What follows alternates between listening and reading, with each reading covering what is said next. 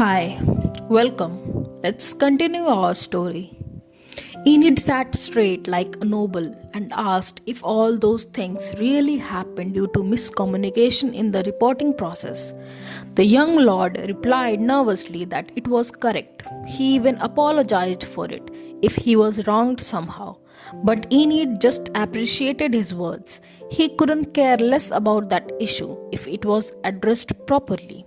He was talking in serious manner, but from inside he was in the clouds, flying high, because it was the first time he was getting an upper hand in such situation. But the young lord, on the other hand, was turning pale. He nervously told them that there was some problem with the report. He was hesitant to put that, but Enid guessed it right. He interrupted him that the report had already been on its way to palace, right? The boy was sweating profusely. Enid chuckled, but he knew it clearly that it just seemed too easy. How could he forget his dog-bitten bad luck? The boy and the butler hurriedly told them that the report had not gone too far. They were totally scared of getting misunderstood. The report was sent out just a day ago. So the young lord promised him that he will send someone to bring it back right away. Enid firmly stated that he would appreciate that gesture, meaning that boy should get things done ASAP. The report must be retrieved before it reaches the palace. The pressure made the boy scared and panicked. Seeing him like that, Enid was relieved that the boy did get the message and things was going according to his plan. Then he took out a potion bottle and informed the lord that he had brought him a potion. That potion will make the slave merchants wake up. This was what they were desperately looking for. Enid specifically told him to keep the criminals alive because they will be useless when dead. Grow just nodded his head in support. After that, they got ready to leave. The butler was shocked at how all the things unfolded. He hurriedly whispered to the boy that he forgot to tell them something. Enid and Grow were leaving when the boy called out them nervously. He even addressed Enid as esteemed sir, which was very new experience to Enid. He turned to him and asked. Grow just stood there watching Enid all the time. The boy approached him and told him about the carriage the slave merchants were in. He had heard that it was found broken. It didn't happen by coincidence. Grow stood in protective manner and asked what he meant by that. Although the boy was nervous, but he replied firmly that this was a remote, independent territory. But they do have merchants coming in couple of months. However, rumors started to spread at some point that slave merchants on the carriage were going to pass by their land. So he had ordered the men to lay traps on the mountain trails. That was the main reason why they thought that it was the Lord's work. It seemed that God caught them while those merchants were held up by those traps. Enid was intently listening all the things. The boy even told them that he had no idea that Sir Enid was at the scene supporting their men. While the butler was glancing at them time to time, seeing him like that, Enid deduced that this sly chamberlain came up with all this. It was all his doing. But Enid was annoyed hearing that support word. The boy was obviously scared. He had picked up all his courage previously to said that. Enid asked him if all the things he said that, meaning he wants his name to be on the report as well. The boy replied because it was true that he played a role in the process. So he wanted to make sure to add his name in the revised version of the report. He thought that it would be appropriate to tell him at this point to prevent further misunderstanding. Enid sensed that, despite of being scared, he didn't want to back down. So he sighed and said that he understood. He will discuss this after they get their hands on the report, and turned to leave. Hearing the affirmation, the boy leaped in joy. He promised that he will do his best to get it back as soon as possible. Enid thanked him nonchalantly and came out of the room. Then he grinned. To be honest, he didn't mind sharing the bounty with the Lord. No, actually, he didn't even care if he doesn't get the bounty at all. He was more than satisfied by the fact that he got a chance to get payback to a Lord. He was very happy and feeling light.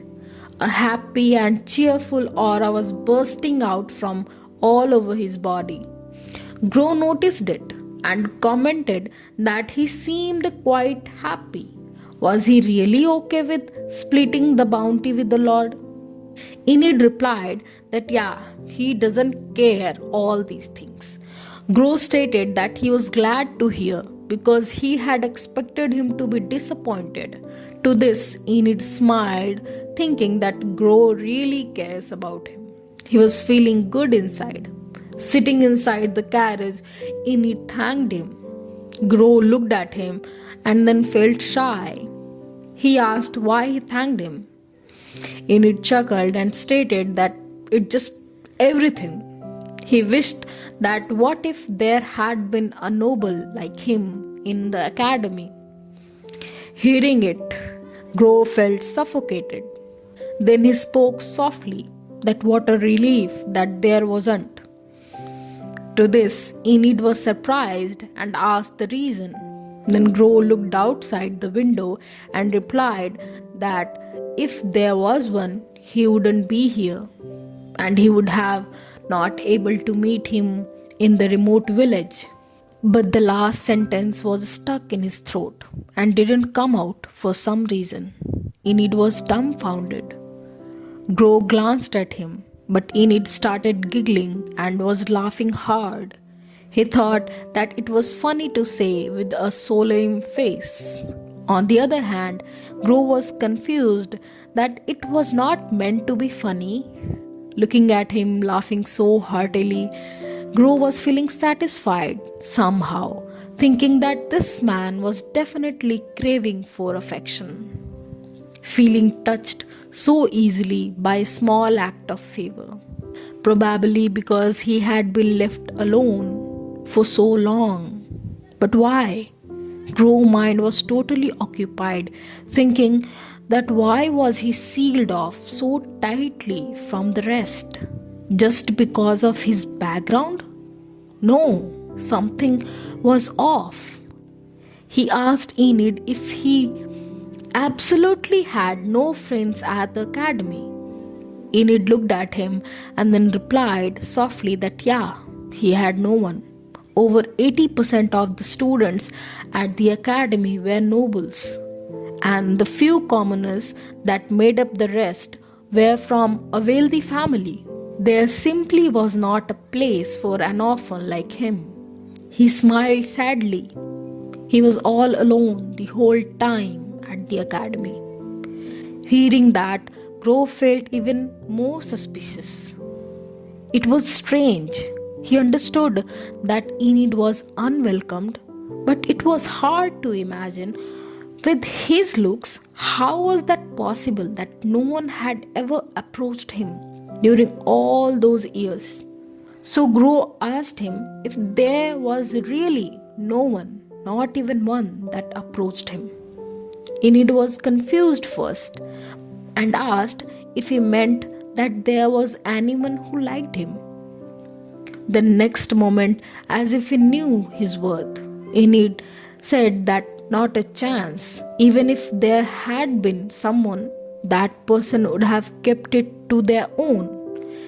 Gro was a noble too, so he should have known that how much those people care about their reputation.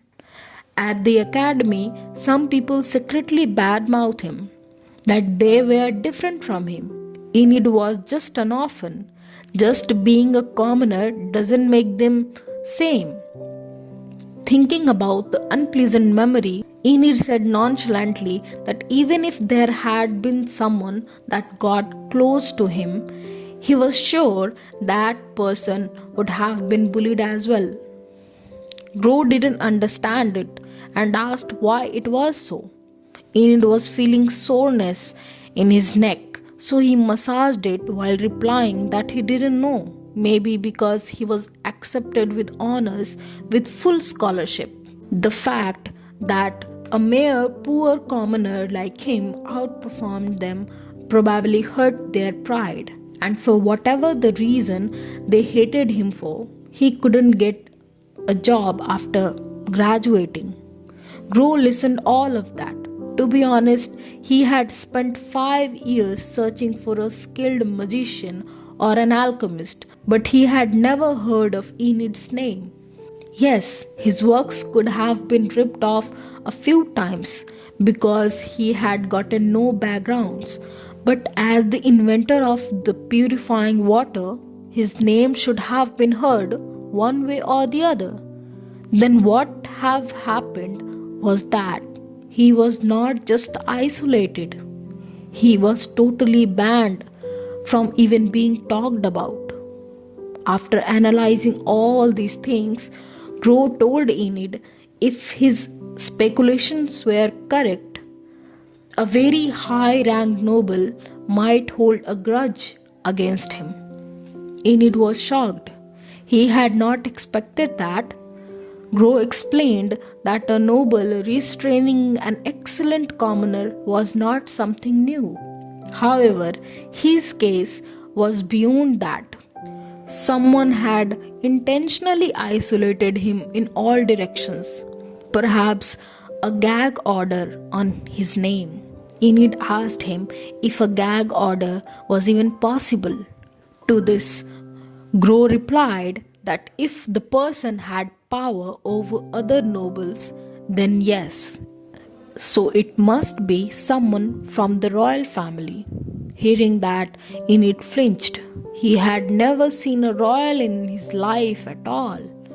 Gro stated that probably they used a fake identity while at the academy. Enid was even more confused. Why would a royalty hide their identity? Gro explained that it happens all the time. When a royal child is born, who is not first in the line to the throne, they were sent to temples or academies with disguised identity so that they couldn't establish their own political force in the capital. He might have come in a contact with one of them without knowing, or could have crossed their line in a way he had not noticed. Enid listened to it and said that even if he guessed right, he had never in his life done anything to offend other people. Gro asked him if there really wasn't anyone who was particularly hard on him. After thinking it, he realized that yes, there was one.